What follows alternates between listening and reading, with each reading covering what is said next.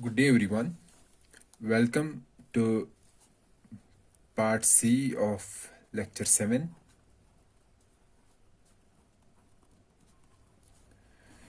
In part A and part B, we have a discussion related to RISC-V instruction set architecture. And we said that we will discuss RV32I version of RISC-V. And in that specific version, we said that there are 47 instructions, and out of those 37 instructions are mostly the arithmetic, logical, branch, data movement, and load store instructions. So we will discuss only those 37 instructions, and those 37 instructions will be used in our successive lectures or subsequent lectures to design a processor. Okay, and in part B of lecture 7, we discussed that there are 6 formats in RISC-V, 6 formats of the instructions, and we have a discussion related to one format, that is R format. So R format, in R format we have, in R format instructions, or in R format instructions, we have 3 registers. And we said that there are 10 instructions, arithmetic and logical instructions, that are in the R format. And we have also discussed what do you mean by a logical shift and arithmetic shift. Everything was discussed in lecture 7 part B. In today's lecture, in today's class, we will be discussing about the I format instructions. I format instructions. As the name suggests, I means immediate. So one of the operand in the instruction is an immediate, or we can say is a value, is that the value of the operand is present inside the instruction. For example, let me give an example. Let's say this is an instruction: add x1 comma x2 comma 3. So here one of the operand 3, this operand is, the value of this operand is present inside the instruction. So this operand is called an immediate operand, and such instruction is called an immediate instruction. And for such immediate instructions, we have I format. Okay, basically the opcode for these instructions, the mnemonic representation is not add, but instead it is add I. I determines that it is an immediate instruction. That means one of the operand is, the value of one of the operand is present inside the instruction. And what is the format? Let's write an instruction. The instruction is add I. Okay, there may be some other instructions, so we are taking the example of add I. Here is a destination register, one source operand, and the other operand is the immediate value. Okay, so for immediate I format instructions, we have 2 registers, one destination register and a source register, one source operand, and the second source operand is an immediate value, is the value present inside the instruction. And the format of such instructions, since you can see here that we don't have RS2 here. Okay, RS2 is not present. Instead of RS2, we have an immediate value. So what is the format of I instructions? So let's say this is a 32-bit instruction. In this, the last 7 bits is the opcode. The same, the format is nearly same as the R format. Opcode, then we have a destination register of 5 bits. Then we have func3 of 3 bits. Okay. Then we have rs1 that is represented by 5 bits. Now how many bits are remaining? So here we have 12 bits remaining, and these 12 bits determine our immediate. Okay, so two things are not here. If we compare this format with the R format, in R format, here we have rs2 5 bits and then func7 7 bits. So however, in our I format, this rs2 and func7 are combined together and they represent the immediate value. So how many bits they represent? How many bits is the immediate? That is 12 bits. And we know that in 2's complement format, 12 bits represent the value between 2 raised power minus 11 to 2 raised power plus 11. And there is minus 1, so let's ignore that. 2 raised power minus 11 to 2 raised power 11. So this is the range of immediate that will be in this instruction. 2 raised power minus 11 to 2 raised power 11. Okay. And for I format instructions, or we can say for I format arithmetic instructions, arithmetic and logical instructions. So what are the possible I format arithmetic and logical instructions? Add I is one instruction, or I is another instruction. So I will write down all the arithmetic and logical instructions. For I format arithmetic and logical instructions, opcode is always equal to 0010011. This is the opcode for all arithmetic and logical I format instructions. Opcode is 0010011. Okay, and whenever, let's say for example, here we have an instruction add I x1 comma x2 comma, let's say the value is 3. Okay, what this instruction says? This instruction says that we have to add this 3 to this value x2, and we know what is this x2. X2, basically it is a register, and the size of this register is 32 bits. So this register contains a value, some value, and that value is of 32 bits. Okay, and this immediate is in the instruction. If we take the instruction, how many bits this immediate takes? This immediate takes 12 bits. So we have to add a 12-bit entity to a 32-bit entity. Okay, but adding two unequal bits is not, we can say, is not a feasible idea. Basically what we do, we extend these 12 bits to make it 32 bits.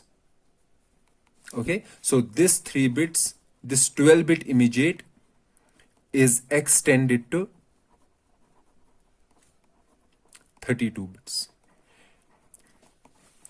And how can we extend 12 bits to 32 bits? So there are two possible ways. One way is to fill all vacant positions as 0.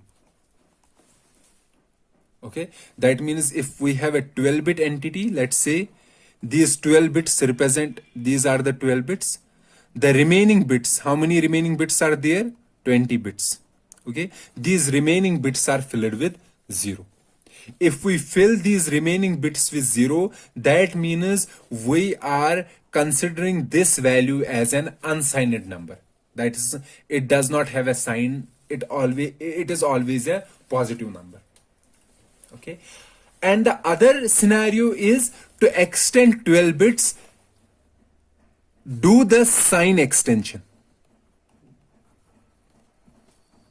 Sign extension means whatever is the most significant bit, let's say the bit is 1, then all the remaining bits will be filled with 1. However, if the last bit, if the most significant bit is 0, fill all the bits as 0. This is called a sign extension. And in our instructions, these type of instructions, when we have to extend these 12-bit immediate to a 32-bit number, we do the sign extension. Okay, so we are saying that 12 bits that are stored in this immediate, these 12 bits are extended to 32 bits, and this 32-bit entity is then added to the value stored in this 32-bit register, and the final result is then stored in the destination register X1. And as I said, that for arithmetic and logical operations, opcode is always 00100111. And what are the possible I format instructions? The possible I format instructions are add I, okay, SLLI. I represents here the immediate. That means one operand is immediate. The remaining, this instruction add is same as was there in the register format. So this is shift to logical left. Okay, then shift set if true immediate. Okay, set if true unsigned unsigned I. We have XOR immediate, shift right left, shift right logical, shift right arithmetic, or immediate and immediate. Okay, so this shift logical left, shift logical left, shift right logical, shift right arithmetic. You are well aware about these instructions. What does this mean? So this set SLTI, this means, let's take an example of this specific instruction. SLTI, let's say X1, X2, 5. Okay, SLTI means that compare these two entities. If X2 is less than 5, and we have to extend this 5, basically we know that this 5 is 12 bits. Okay, we have to extend this, sign extend this 5 to 32 bits, and then compare these 32 bits with X2 value, which is contained in register X2. If X2 is less than 5, then set X1 as 1, else set it to 0. When we are saying SLTIU or UI, X1, X2, 5, this means that consider these two entities as unsigned. When we are saying unsigned, so for making this as 32 bits, so all the remaining 20 most significant bits will be filled with zeros. Okay, and this is the unsigned number, so we will compare this unsigned number with 5, and if this unsigned number is less than 5, we will set X1 as 1, else we will reset it as 0. Okay, so these are all arithmetic and logical I format instructions. Okay, and as I said, the opcode for all such instructions is 00100111, and this RD is determined by the instruction opcodes, by the instruction operands. Func3 is determined, so add I has func3 as 000, SLLI has 001, SLTI has 010, SLTUI has 011, XOR I has 100, SRLI has 101, SRAI has 101, ORI has 110, and I has 111. We said that in R format instructions, we were discussing about the R format instructions. So in those instructions, these two, SRLI and SRAI, have same value of func3. Similar is the case in I format also. Okay, so what will differentiate this instruction and this instruction? In R format, this was differentiated with the help of func7. However, in I format, there is no such func7. So what will differentiate this instruction from this instruction? We will discuss this in a moment. So what will differentiate these two instructions from each other, since their func3 value is same? So in R format, it was differentiated with the help of func7. For SRL, the func7 was all zeros, but for SRA, the func7 was 0, 1 and followed by all zeros. Okay. So however, in I format, it is handled in some other way. I will show it here. So please wait a moment. We will discuss this specific scenario in a minute. So we have showed that there are 9 arithmetic and logical instructions which are in I format.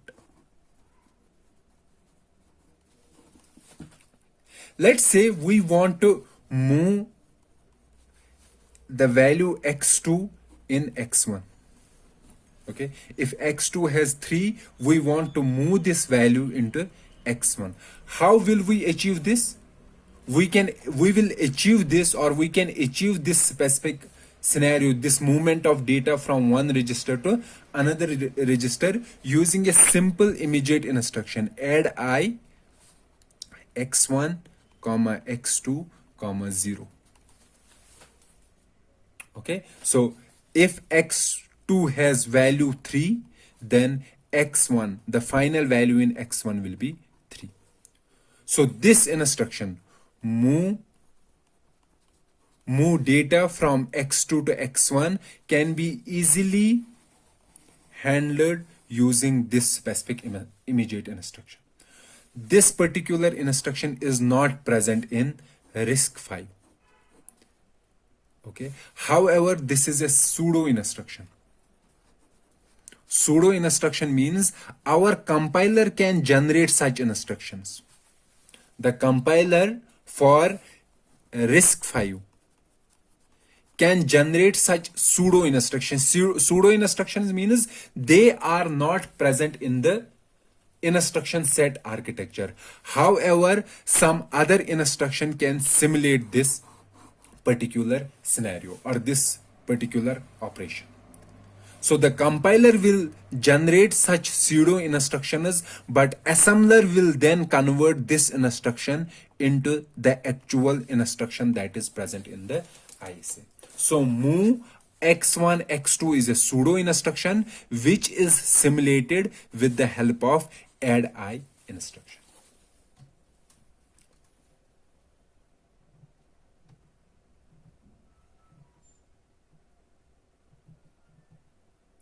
Okay, so let's focus back on this particular format of I format instructions. As I said, this is the opcode, this is the destination register, this is func3, this is the source register, and these are 12 bits of the immediate.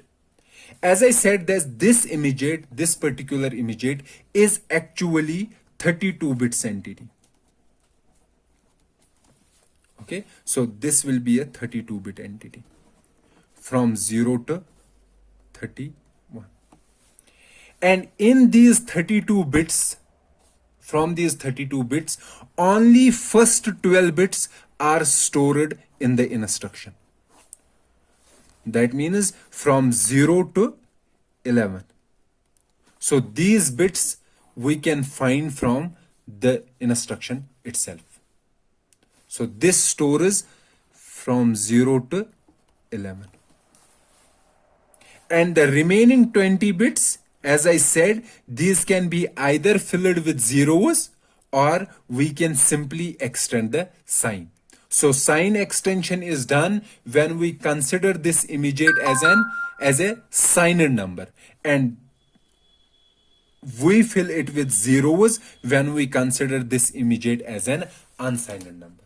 So if we rewrite this format again, it will be, so the format will be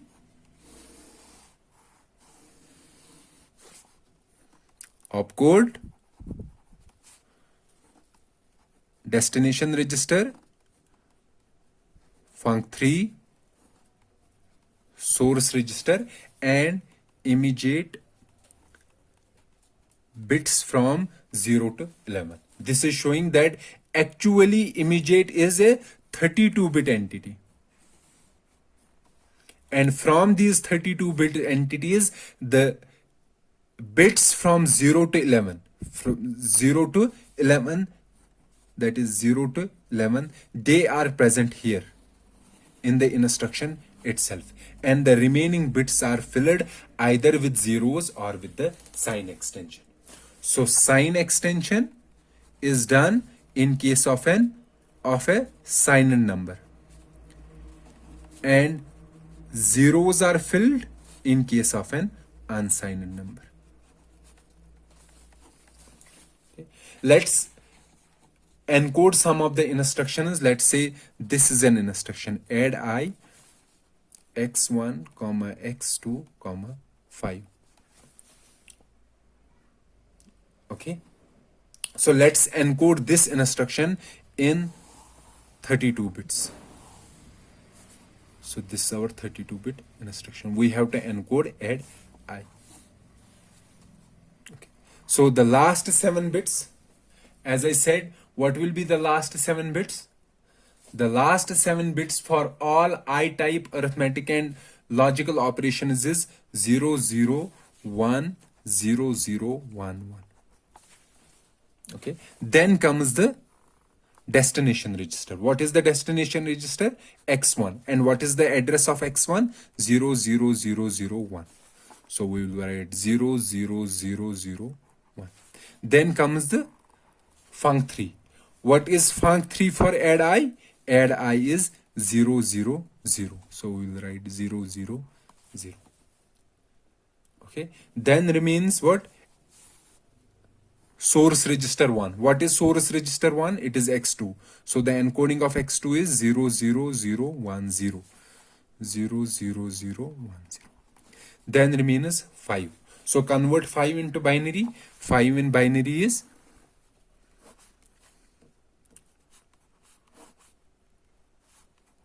it is 1, 0, 1.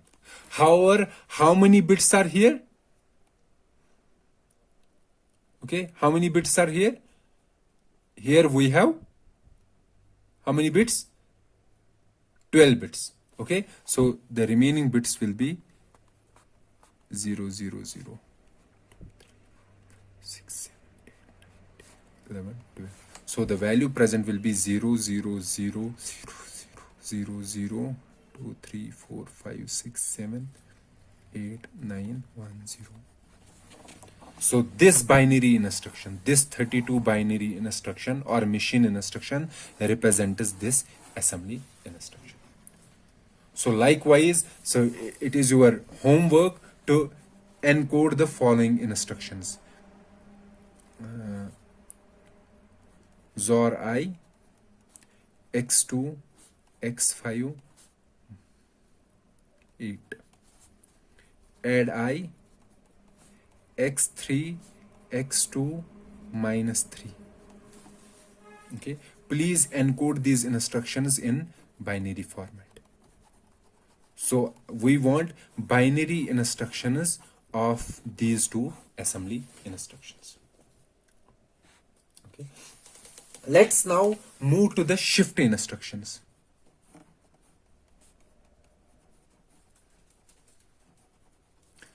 So as I said that our shift instructions that we were discussing, there are 3 shift instructions: SRLI, SREI, SLLI. Okay, these are shift instructions. Shift means that we have to shift, let's say x1, x2 and some value. So we have to shift the bits in x2 by these numbers, okay, and place the result in x1. And how many bits can we shift here? So basically, what is this? This is the immediate value. And this immediate value represents the number of bits that should be shifted in x2. And how many bits can be shifted? Maximum. So 32 bits. Or we can say we can shift from 0 to 31. So this value should be between 0 to 31. Okay. And we know that 0 to 31 can be represented using 5 bits. Okay. But our immediate is how many bits? 12 bits. So among these 12 bits, only 5 bits can determine the shift. So these 12 bits, for these 3 instructions, they are divided into 2 parts: 5 bits and 7 bits. Okay. So these 5 bits will determine the shift. And these 7 bits will determine the type of shift. Type of shift. Okay. So the most significant 5 bits will determine the shift, and these 7 bits will determine the most significant 7 bits will determine the type of shift. If the value is all zeros, then this means logical shift, either logical left shift or logical right shift. And if the value is 0, 1 followed by all zeros, then this means arithmetic shift.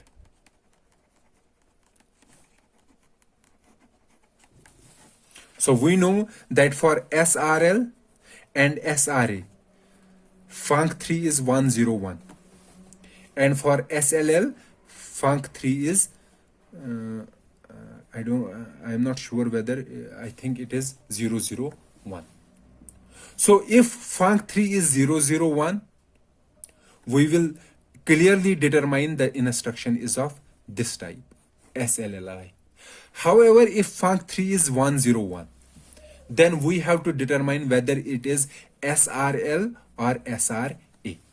So we will go to these 7 bits of the immediate. If these 7 bits are 000, then means the instruction is SRL. And if these 7 bits are 010000, then this means it is SRAI. So you have another homework to encode such instructions.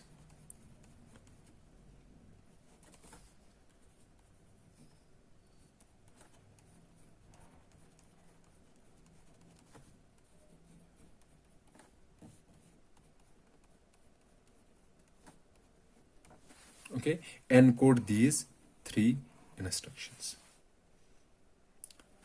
So this was all about the arithmetic and logical I format instructions. So in I format instructions, we discussed 9 arithmetic and logical instructions.